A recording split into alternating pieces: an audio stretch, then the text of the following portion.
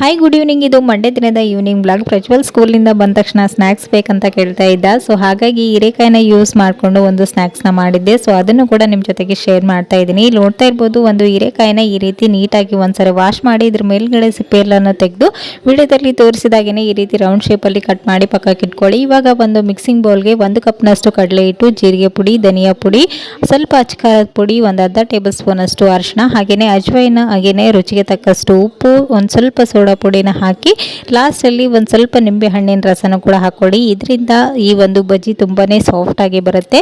So ಇವಾಗ ಲಾಸ್ಟಲ್ಲಿ ಒಂದು ಸ್ವಲ್ಪ ಕೊತ್ತಂಬರಿ ಸೊಪ್ಪನ್ನು ಹಾಕಿ ಇದನ್ನ ಸ್ವಲ್ಪ ನೀರನ್ನು ಮಿಕ್ಸ್ ಮಾಡಿಕೊಂಡು ಬಜ್ಜಿ ಹಿಟ್ಟಿನ ಹದಕ್ಕೆ ಇದನ್ನ ಮಿಕ್ಸ್ ಮಾಡ್ಕೊಂಡು ತಗೊಳ್ಳಿ. ನಂತರ ಕಾದಿರುವಂಥ ಎಣ್ಣೆಯಲ್ಲಿ ನಾವು ಮೊದಲಿಗೆ ಕಟ್ ಮಾಡ್ಕೊಂಡಿರುವಂಥ ಹೀರೆಕಾಯಿನ ಈ ಹಿಟ್ಟಿನಲ್ಲಿ ಡಿಪ್ ಮಾಡಿ ಎರಡೂ ಕಡೆನೂ ಹೊಂಬಣ್ಣ ಬರೋವರೆಗೂ ಇದನ್ನ ಫ್ರೈ ಮಾಡ್ಕೊಂಡು ಬಿಸಿಯಾದ ಹೀರೆಕಾಯಿ ಬಜ್ಜಿ ಟೀ ಜೊತೆಗೆ ಸವಿಯಲು. ಇದರ ಒಂದು ಫುಲ್ ಡೀಟೇಲ್ಸ್ ವಿಡಿಯೋನ ನಾನು already Kavitha's Kannada recipe channel ಅಲ್ಲಿ ಹಾಕಿದ್ದೀನಿ. ನಿಮ್ಗೆ ಯಾರಿಗಾದ್ರೂ ಇಂಟ್ರೆಸ್ಟ್ ಇದ್ರೆ ಒಂದ್ಸರಿ ಚೆಕ್ ಮಾಡಿ. Thank you for watching. Bye.